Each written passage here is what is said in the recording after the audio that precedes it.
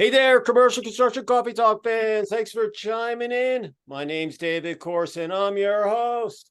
I'm also the publisher and editor of Commercial Construction and Renovation magazine. This is what it used to look like. We're digital now, but I'm breaking the archives out. This is July, August 2014. Got Mr. Cal Patel, president of Crest Point Companies, actually hoteliers. Another good looking issue. And it's always nice to have it in the hands. Let me see what I was doing.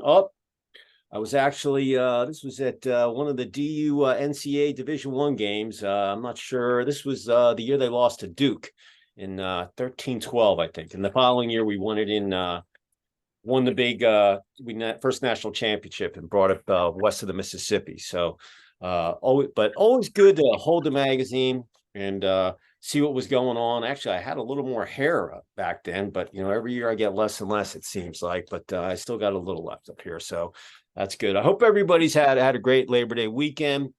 It's we're going into another weekend coming up. I'm looking outside and it's hot and humid in the ATL and in Hotlanta. But all in all, I can't complain because it rained for a couple weeks. It's been nice. And, the hurricane that came through Florida and South Georgia just kind of missed Atlanta. So we're lucky about that. I feel for all the people down there that are cleaning up still. And, storms come in and then people forget about it. It's kind of like, the fires in Maui, they happen and people just forget about that stuff. And it's just, such a shame that, Mother Nature does all that stuff. And, that storm that came through last week, it ripped through the panhandle of Florida and went through southern Georgia and Valdosta and South Carolina. And we were lucky here in Atlanta because normally when those storms come in, we'll get the bottom side of the storm and the wind and the rain. It just wreaks havoc. So, but I feel for all the people out there and keep the faith. You'll rebuild, you'll come back, and you're going to live another day. So just hang in there and stay positive. So and we're all rooting for you. The same with Maui out in the Pacific. And but all in all, listen, college football started last weekend. Unbelievable. Some really good games. Deion Sanders won for, the Buffs. I mean, way to go. Everybody was rooting against him, and he proved them all wrong. You got pro football starting up this weekend. I know all the flags are going to be running, and got the PLL championship in professional lacrosse. And before you know it, the ice hockey boys are going to be on the frozen pond in the next month, and the season the NHL is going to start, and the b-ball guys in the hardwoods. And it's just going to be, an amazing. I keep saying it. I can't believe it's already September. I just thought it was January when I was ringing in the new year, and here I am. Boom! Time flies. I mean, I have fun, so time flies when you're having fun. But it's just this year's going so quick. I can't believe. You look at it, you got Halloween coming up. And then you got Thanksgiving, and then you're gonna roll right into the Christmas holidays, Hanukkah, Festivus, whatever, and then boom, you're gonna close this year out, and then boom, we're gonna be in the 2024 before you know it, and it's gonna go like that.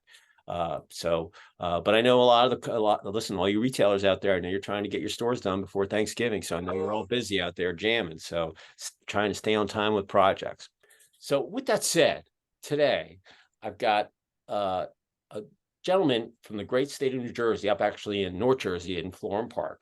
His name is Matt Ludwig, and he's the Director of Federal Services for Matrix Engineering. And the reason why I had Matt on today is, with all the shortages and labor and products and everything else that's been kind of hindering construction over the last couple of years, he's in getting things done with construction flow, and he's also an advocate for getting kids involved in skilled trades and so forth. And we all know that we need people to number one, replace the people that are retiring, but also there's so many jobs out there that aren't being filled, and without labor, we can't build anything. And that's just the reality of it. So Matt, say hi from Florham Park up in New Jersey to our listeners out there. Hey, good morning, David, and tell everybody out there. We're not in hot Atlanta. We're in, hot New Jersey right now. We're peaking in around 95 degrees, but thanks for having me on the show today. Yeah. I was watching the Weather Channel last night, and they were showing the United States, and I guess they have a little cold spell up in the upper Midwest and the plains. And Minneapolis is going to be, I think, 73, and it was like a fall crisp day. but it was 98 last week. But then they were showing the Northeast, and my sister lives up in Long Island, out in Huntington, and she says it's been so hot up north. I mean, it's just been really, really hot, and it's going to be hot over the next week or so. So I was looking at the temps and stuff, and it's still the dog days of summer, even though it's and you still got some heat left. So hot New Jersey. Yeah. Yep. It doesn't ring as well as hot Atlanta, but it's still hot here. We loaded the kids up on the bus and sent them off to school to start. And but you're right, summer is still here. Construction season is still upon us. Yeah, we start school here. I grew up outside of Philly, so Labor Day was basically, you go back to school, after Labor Day weekend. Here in the South, they go to school like the first week in August. So we've been in school now for over a month, and the school buses are on, the traffic's back, and they get out probably the middle of May, and but I knew that a lot of my buds and stuff, they're like, oh yeah, I got to get the kids, the school buses is starting. So, you're back in you're back in the routine. And, but it's good to see, that you say the construction's, busy, because most of the people that I talk to, they are all busy. I mean, they've had a lot over the last couple of years. You think things were doom and gloom, but the construction sector, it's just boomed. Some people had the best years that they've had over the last couple of years. And I've had clients say, look, if I had more supers or PMs, I'd probably be able to, bite off more of the apple, but I don't want to do that because you don't want to bite off more than you can chew.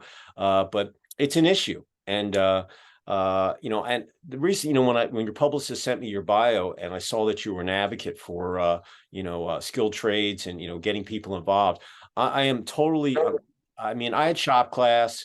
I remember, when I was in junior high outside of, they had us running around and we were an engine, or you were the piston and you were this, or we had to do wood shop. I built a toolbox for my father, and it was made out of wood, and we varnished it, and we used the saw, and back then you used slide rules and stuff. You didn't do all that stuff. So and my son, he went to FA mechanic school, so he works for Boeing, and he worked welding, sheet metal, avionics. He worked on anything that has a jet engine, and and now he's working on $350 million airplanes. And, when they get for delivery, as well as anything that comes back that needed to be tweaked, he could be in the cockpit, he could be in the wheel well. I mean, it's just unbelievable, to see what you can do with your hands. And I always tell people, look, if you can go into, if you're out there and you're in construction, or you're a plumber, or you're an electrician, or any of those schools, go into the schools when they have career day. A lot of police officers, firemen, go in there and pitch it, because if there's 30 kids in that class and we can get one or two of them to think about it, before they're in high school and they get this thing, oh, I've got to go to Harvard or whatever. When you can go into the trades and build yourself a nice business, whether you want to work for someone or be an entrepreneur, we need all these people. I mean, just in the airline industry alone, there's 600,000 technicians that are going to retire, over the next couple of years. And you can't leave an airplane on the tarmac and just sit there for years. It's got to be maintained.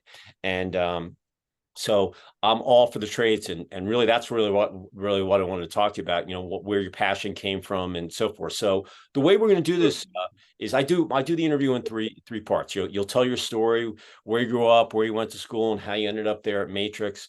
Then we'll talk about lessons learned over the last couple of years, and we'll talk about your passion for the skilled trades. And then you'll leave one positive thought or phrase with our listeners and your contact info, and then we'll close it out. So with that said, Matt, tell us your story, and I'm sure everybody out there at Commercial Construction Coffee Talk will enjoy it. The floor is yours. All right. So my story is I've had pretty much I'll call it a roller coaster of a career.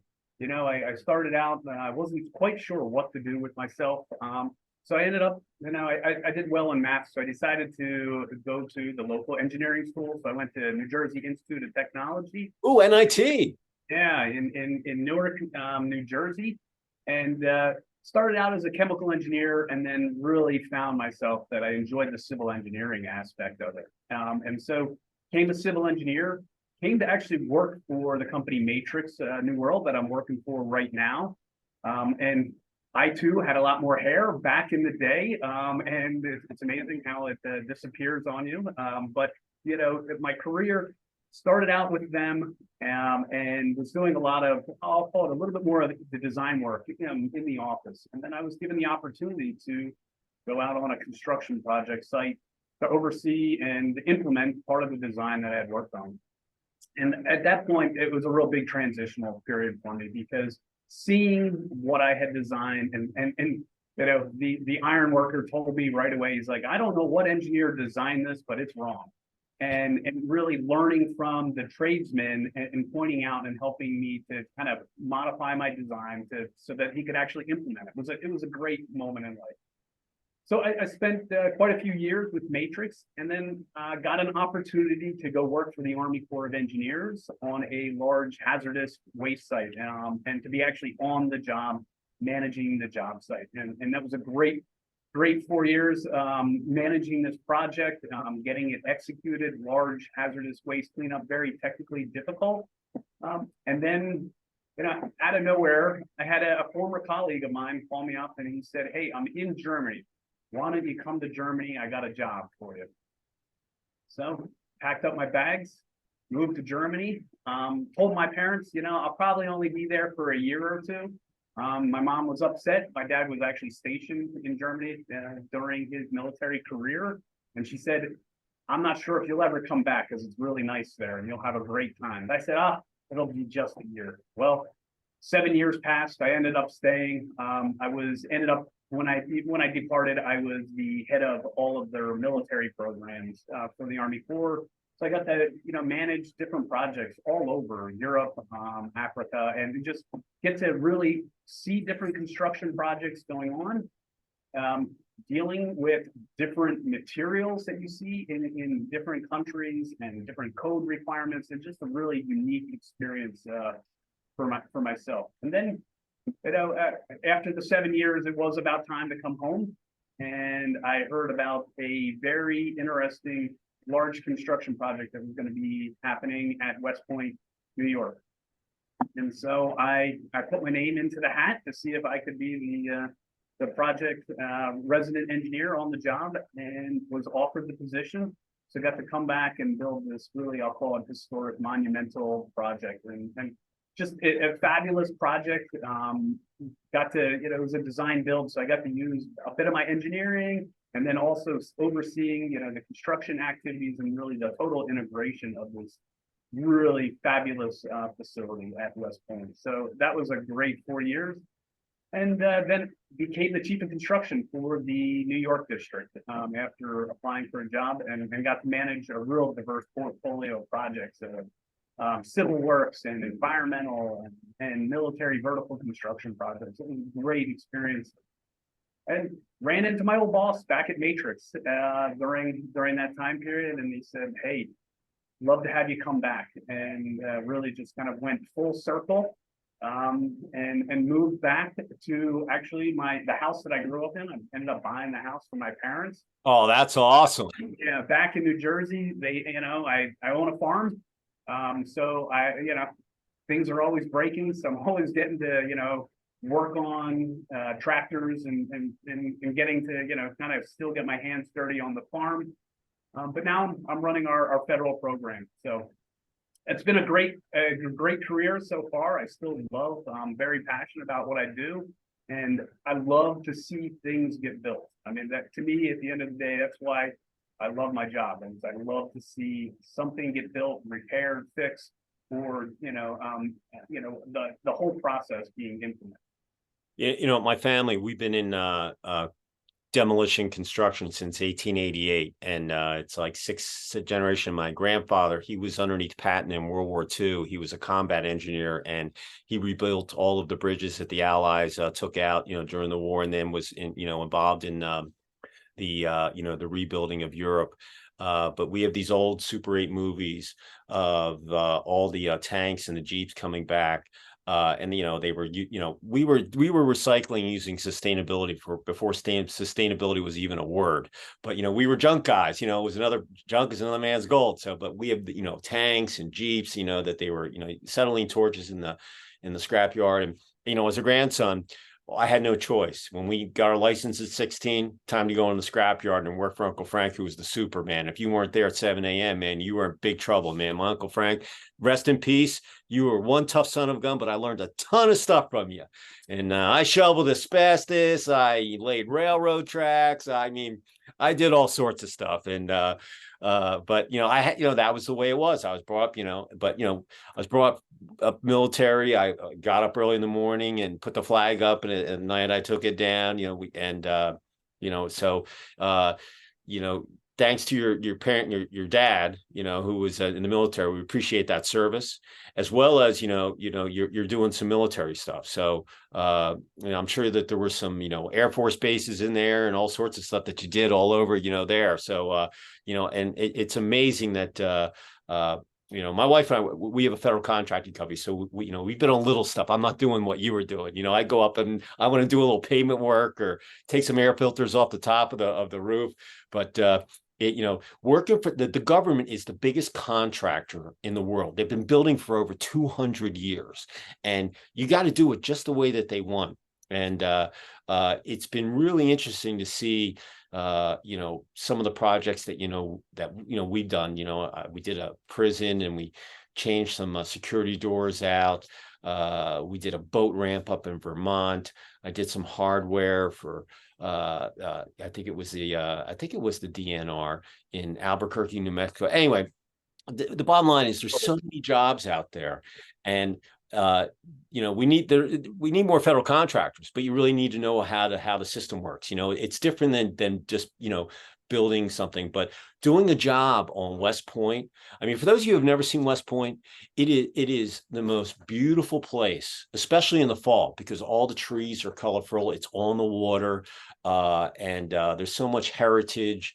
Patton was there, and there were some of the greatest generals and military personnel walked out of West Point.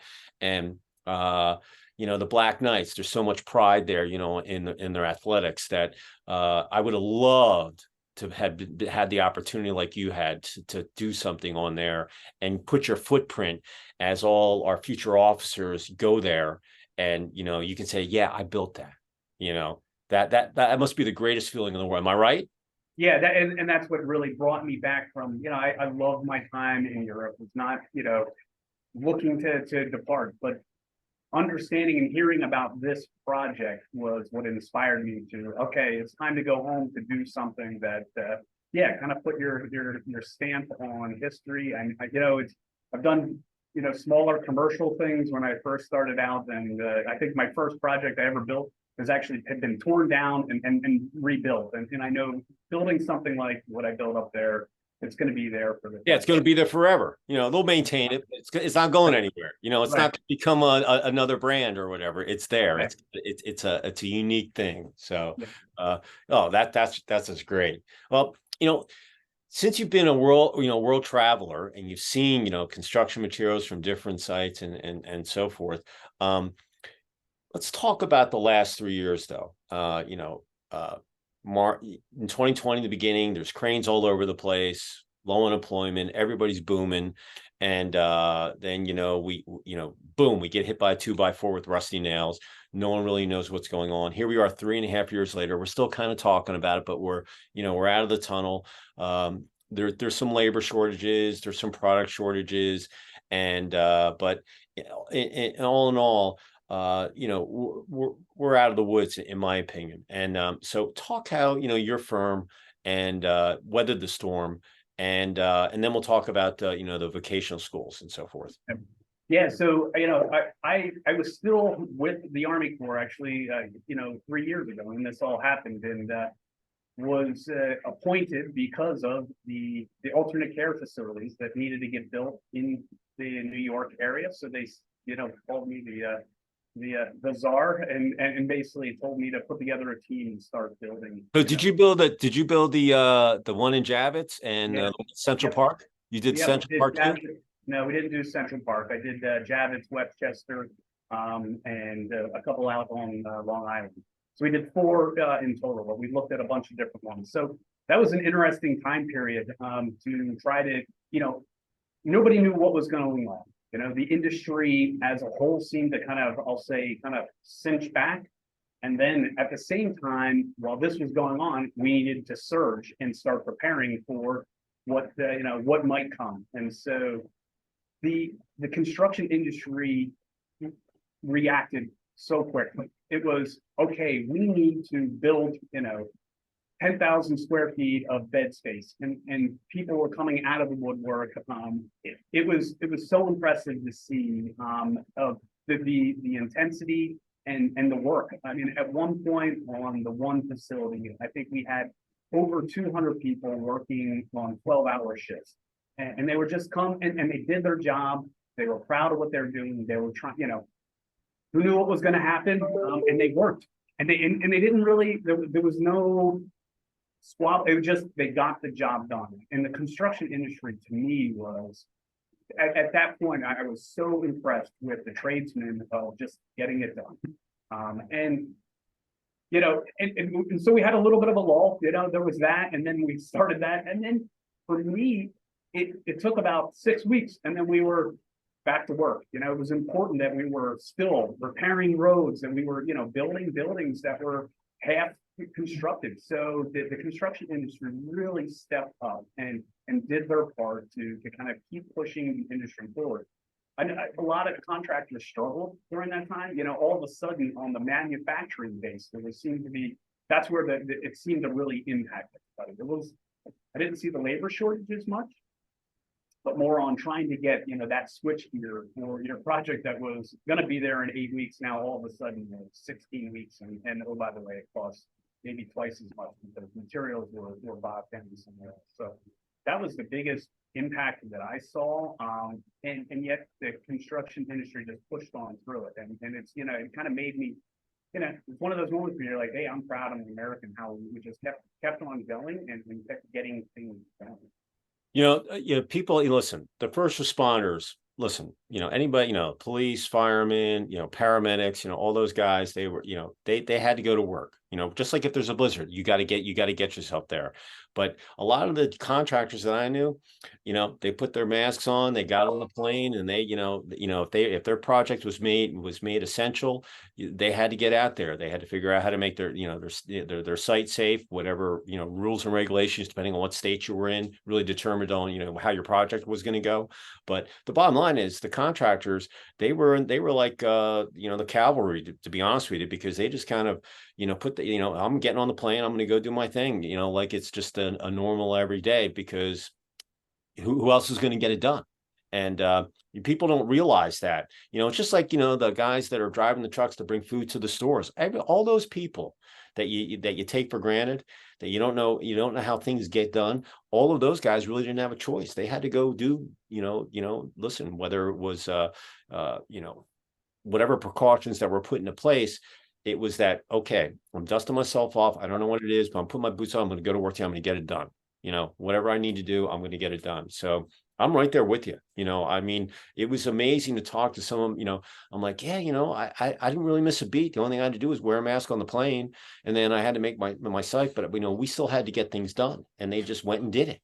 And it was, so I can totally see where you're coming from with that, that pride. And, it's the American way. Yeah, it's the American way. You need the tin knocker to be on site to actually hang the ductwork. You're not gonna do it from the comfort of your home. And so it was a real impressive time for the industry. And I sometimes feel like most people didn't realize it. They didn't see it. No, it was behind the scenes. They didn't see it, Yeah, when during that time I put my house up for sale, and we took it off, and we had to do the basement, and talking about product shortages, those little gang boxes, they're like 50, 60 cents, they went up to $1.50 or $1.25. We were, I probably put in about 2,200 square feet in the house downstairs, and just 12-2, 14-2 gauge wire. You couldn't find anything. You couldn't find primer, because you can't paint without primer. And there were all these things. And if you found the electrical wire, it used to be about $60 and it was 120. And I remember one night I had the painter coming over, and I couldn't find any primer. And I called Lowe's, Home Depot, and I finally found a store. I ran over there and I got like the last, 4 or 5 gallon, 20-gallon jugs, whatever they were. And I'm like, I'm going to get this done because I got the guys coming over here. I don't want to have to reschedule, because if I lose them, I'm going to lose them on another project, And so I told, now listen, my budget's nothing like yours, but you just don't realize how that product shortage, if you're on a deadline and a tight schedule and whatever you got coming, those little items that you need can just hold up everything, your cycle. And it was shocking sometimes when I go in there and look for stuff that it wasn't there, or it wasn't in the amounts that I needed. And little by little, I mean, the first thing I did, I redid my deck, right in the March of 2020. I told my son, I'm like, hey, we're ripping these planks out. We're going to redo the deck and we're going to stain it. And he was laughing. He goes, Dad, why aren't you a contractor? I'm like, I am. I did all that stuff. I just haven't done it in a while. He's like, you should go back and do this. I'm like, and I still have my erector set. I built plenty of stuff with that, but anyway, but he was like, oh, wow, and then when he went to school, he learned woodworking. So now he comes, but he would come home and he said, hey, I took this lead block and I made it into a hydraulic hose. I was so proud to see all that stuff, all the little things that he was doing. And yeah, I get the labor thing. I mean, I was amazed our project, probably took a little longer than I probably wanted to do a basement, but it was an interesting time just to see that, and luckily my wife, she's an interior designer, residential contractor, so she has a nice crew, but she takes care of them like gold. She was feeding them, pays them well, treats them like gold, because she didn't want anybody else grabbing her subs, for her job. So because there were other people, competing for their work and their services. So talk about your passion for the vocation of the skilled trades. How did you get into that? Yeah. So I mean, it kind of came out of just being on construction projects. I noticed the age and the entry point. It seemed like a lot of people just, hey, you graduate high school, you go off to college. You see a lot of the vocational schools going away. I always felt that there was a bit of a stigmatism towards going to a vocational school. But then when I've gotten a little bit older, a little bit more mature, less hair, and some of the most successful people I know are friends of mine that have become general contractors that decided to kind of go that alternate route and decided to do trade work, and they've done extremely well for themselves on a financial basis. They've also done well on, I feel like, the quality of life. It is hard work. Don't get me wrong. But they're getting to be outside. They're getting to see the results of their work, and looking at that, and then just being in the industry, just seeing the population of tradesmen getting older and not seeing a lot of people coming in, really kind of an alarm went off on me, because you need to really train the next generation. And if they don't have that group, that pool that you're training, then that skill set starts, disappearing. And the last time I checked, we're still building every day. And we, things are getting older. All the bridges here in the Northeast, they're kind of ending their maturity and lifespan. And and I feel like the industry has a piece for everybody. There's so much going on right now as far as in the technology side. So even from a computer science, there's a lot of scheduling. The jobs we do are very complex now. And so you can even, you can be a computer science person and still get in the construction industry, and then understand how things are being built. And then, we do need people to put things together for us. At the end of the day, I mean, it's so important. I recently rented a pretty large excavator for my property, and my nephew, 14 years old, said, hey, I don't know how to run this thing, but I'd love to learn. And Yeah. I was like, you know what? And he said, I watched YouTube last night, so I have a pretty basic understanding of how to run it. So let me jump up in there. And I like brought him out and I said, well, I'm digging a foundation for something on my property. Give it a go. What can happen? It was pretty wide open. And I'll tell you, by the end of the week of him being in it, I think he now will, He's his hooked. path is he's going in that direction. Yeah. And I think it's just a little hands-on and understanding and enjoying it. At the end of the week when I had to return it, he's like, can we rent it for like another week so that I can continue? And I was like, well, I actually do have another project.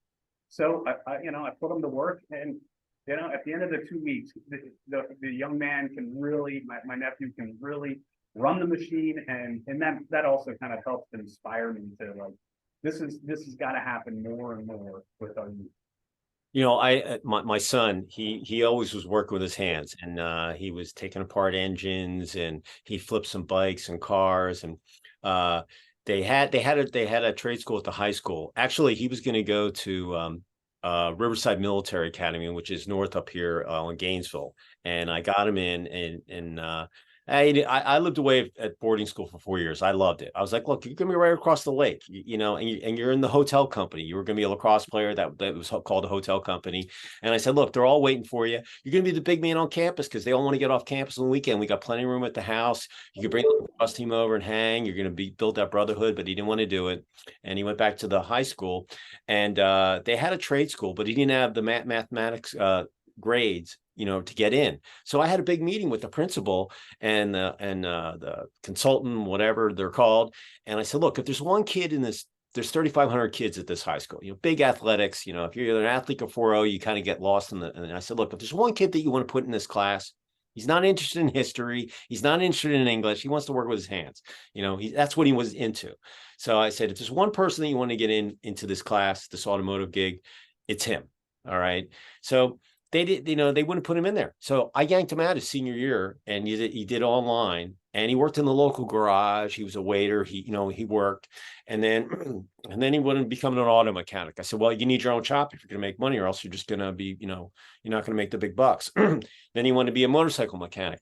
And I said, well, if you're going to do that, you got to do it where they're going to ride bikes all year, because you want to be working on them all year.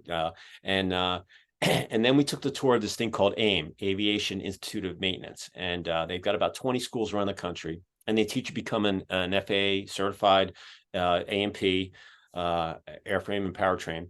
And anyway, he got into the school 2-year program. But like I said, and I tried to push him. I said, you know what, if we're going to do something, let's go find a guy who has no kids and he's a plumber. Because everybody's got to use water. Okay, you got to cook with it, you got to wash with it, you got to wear everything revolves around water. 96% of your body's water, or it's got some sort of water in it.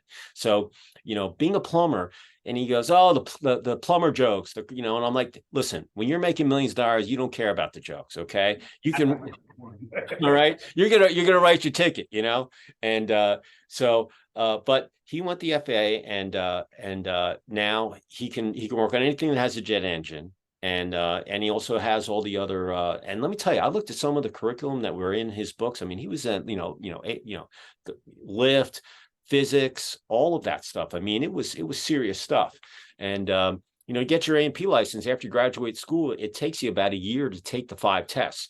3 are written, and then 2 are hands-on.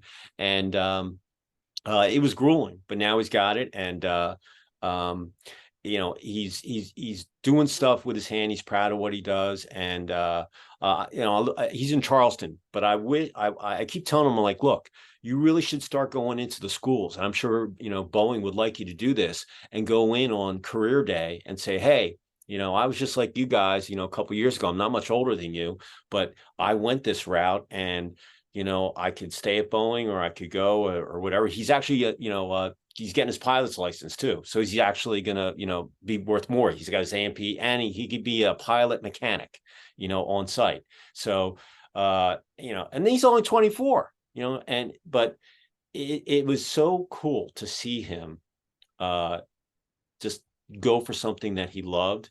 And, I remember yanking him out when he said, getting him up, trying to get him out, getting him to school by 7 o'clock. And he, now if he has to be there, man, I don't have to do that stuff. It was like a complete 180, when he did something he loved.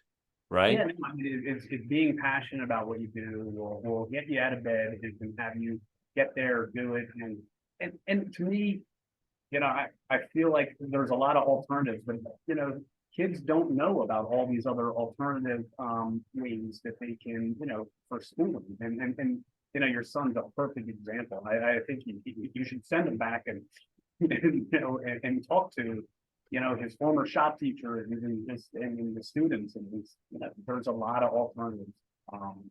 Yeah, the shop clubs was pretty cool because you went to the high school for a couple of hours, and then they bust you over to the tech center, and then you worked went to school for, I don't know, 2 or 3 hours, and then the high school gets out about 2:15 or whatever. So it wasn't like he was it was a good program. He just didn't have the grades. And I was like, look, I remember when I went when I was younger, my father, he was a pilot, and he took me to Catch 22. For those of you who don't know, it was an old war movie, but anyway, it was a classic one. Anyway, and I think it was R-rated. And I was a little kid, and the lady that was selling the ticket, she goes, "Hey, you can't bring that kid in there."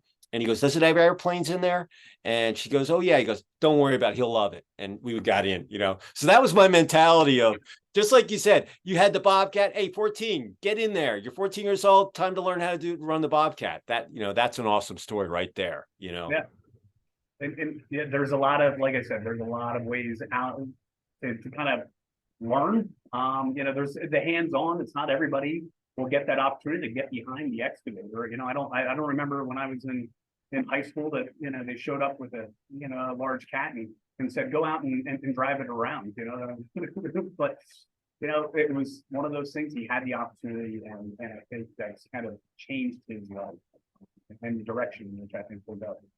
Yeah, I've got a poison ivy job that I'm bidding on down here. My sister's partner, he's been doing poison ivy and bamboo removal for years. I mean, he's like an expert. Anyway, he's since we're registered in the state, as a federal, he's like, look, if anybody, I get any leads in Atlanta, you go handle these things. So I went out a couple of days ago and did the site visit. On Tuesday I did it, and this whole backyard was just overgrown, and they had another company come out. Oh, they were going to spray, and I was like, look, ma'am, listen, if the spray worked, everybody would be doing themselves, okay? But you got so much stuff here. I got to get a Bobcat to come in here. She goes, are you going to drive it? I said, I probably could, but I'm going to get the Bobcat, and I'm going to find someone that's an expert, because you got some trees, and I don't want to get, I don't want to mark up any of the trees and so forth. But if we get the Bobcat in here, I can clear this thing out in about 3 hours, and get it all done for you. And then do everything else that, that needs to be done, but you're going to have to do the maintenance to maintain it. And, but if I didn't have that, the way I was brought up, just to go do stuff, I probably wouldn't want to go. And listen, doing poison ivy removal, it's not the faint of heart for people. Okay. We wear Tyvek suits, goggles, gloves, it's 100 degrees. It's hot. The only good thing here is a lot of trees, so it'll be in a shade, but it's really hard work. People go, what do you make? $50 an hour? I'm like, you take your car to the dealer, right? What do you pay? $120, $150? That's where we make, we're doing some, I feel like Mike Rowe Jr., when I go out and do I'm like, this is a dirty job. Okay. Not many people want to do this stuff, but my brother-in-law, he's been doing it, and he's an expert, so I take videos, I shoot him, and go, what do I need to do here? He's like, go do it and get it done. So I go, okay, I'll go do it. So, if someone wanted to touch base with you, about what you're doing, at Matrix, and bump some ideas or anything that comes, how would someone reach out to you?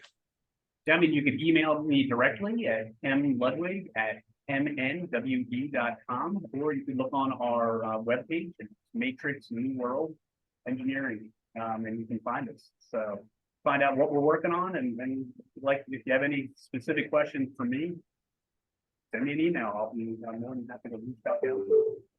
Well, there you go. So if you have any questions, you want to talk civil engineering or Air Force bases, or how to lay a runway or any, because this gentleman, he's been all over the world doing this stuff. and or talk about historical federal projects, because he's did the West Point gig.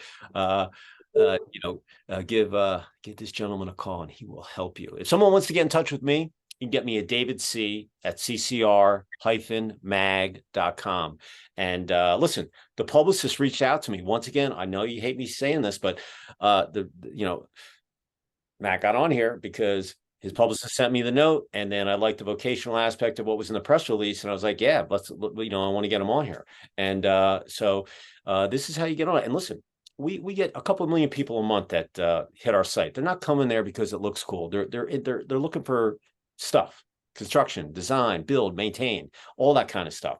So if you have something, it could be an anniversary for your company, it could be new personnel, it could be a charity event that you did, what have you, send it to me. Very tough to get in the magazine, but we have all these other social media platforms where we post every day. And, my turnaround time, my TAT is probably, a couple of days, but we'll come back to you, or my digital specialist, Kim will, and we'll come back to you.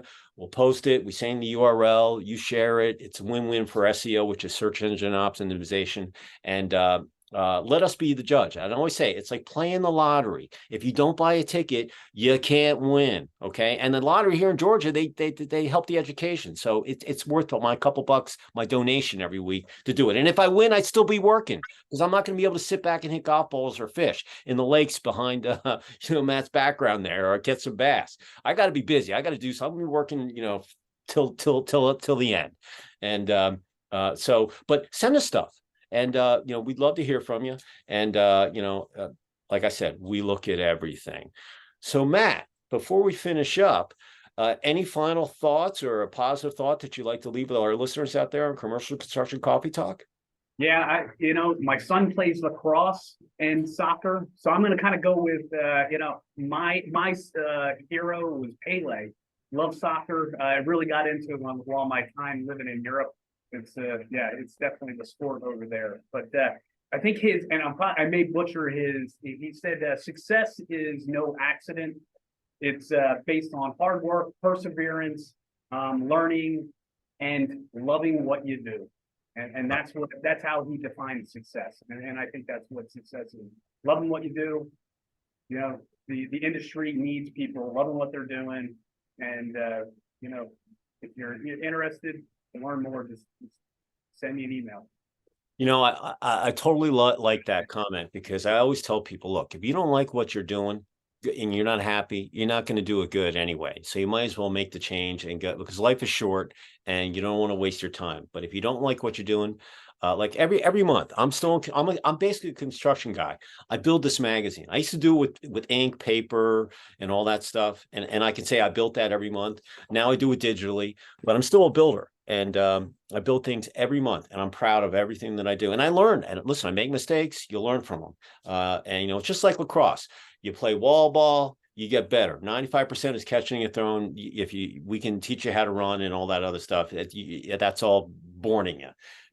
But you got to love what you're going to do. And I have a little business page. I'm launching my digital agency too. I've become a digital guy taking, I think, classes over the last year. Anyway, I just posted this thing. It just said, it was a Nike slogan. It said, just do it again, and repetition is what you will play as you practice. So repetition is key. And, the more mistakes you do, the better you're going to be in the long run. And kudos to your kids playing lacrosse. It's the fastest sport on 2 feet, and some of the best athletes in the world play lacrosse. And I'm very fond of.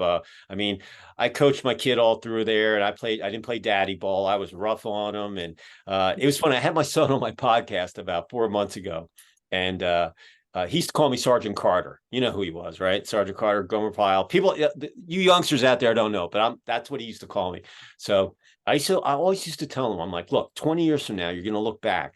Even though I'm harding you right now, you're going to look back because I did it for a reason. My job as a father is to make sure you have thick skin, because when you get out in the real world, being on the athletic field it can be rough, but when you get out in the real world, it's brutal. Okay. It's a battle. And you got to have thick skin to do it. And on the podcast, hey, Dad, I want you to know, man, if you and Mom weren't as hard on me, I wouldn't have been able to get hired at Boeing. And because I had that mentality and beating out a lot of these guys that had tenure to be on the flight, one of the flight line specialists. And it made me feel awesome, because I was hard on it, but I did it for a reason. And it was just, I didn't think it was going to happen that quickly, but he just came out and said it, on the podcast. And I was like, wow, what an honor, to, Sergeant Carter, I got it done, so it was a great thing. So just remember out there, just do it and do it again. So a couple things before we finish up here. Listen, hit that like button. We want YouTube algorithm so we can get Matt's story out there, all over the web. So make sure you hit that like button. We'd really, really appreciate that. Number two, if you're out on the construction site, we want you to be safe. Okay, work hard, be safe. We want you to get home, see your family and kids and so forth, and be able to get up and do it again. And like Matt said, it's still hot out there. So make sure you stay hydrated on the construction site. Okay, dehydration, get headaches. That's when mistakes happen. So make sure that you're, look, man, I got my little electrolytes in my bottle. I just put it up in the water, So, there, see, we're from the same gig, It's an athlete thing, but stay hydrated, okay? And it'll make your day go so much better. And with that said, a pleasure meeting you, on Zoom. Listen, I'd love to meet you in person, fist pumps. And if it's under lacrosse season, I'd love to go out. If your kids are still playing, I'd like to, come watch a game. What high school are they going to in North Jersey? So they're going to Newton High School. Oh, Newton High School. Okay. We played them all. I mean, when I back in the 80s, Harrison Central, Montclair, I go down the list, Livingston, we were just a little prep school. People used to beat up on us, depending on what year it was. But some of the best lacrosse is in either Long Island or New Jersey, as far as and NIT has a great program too. So, Matt, say goodbye from North Jersey to our listeners out there in Commercial Construction Coffee Talk. Hey, goodbye, everybody. David, thank you so much. It's an honor to be on with you today and telling my story. And I look forward to, when you come up north to see Philly, and we'll definitely get together. Sounds good. And I'm going to sign off from Lake Lanier, just below the Buford Dam, about 30 miles out of downtown. And I don't know, it could be a boat day here later. I don't know. We'll have to see. So with that said, listen, everybody, the weekend's coming up. Remember, the weekend, time to recharge your mindset, get rid of the negativity, positive thoughts, relax, recharge yourself, because you got to go do it all again next week. And we're going into Q4, got to get the stores built and get things rolling so you can keep that momentum and finish the year off strong. So with that said, I'm going to sign off. Matt, pleasure. I look forward to meeting you down the road, and we will see you next time on another episode of Commercial Construction Coffee Talk. Matt, that was an awesome story. Thank you. Thank you. You bet. See ya. Ciao to everybody.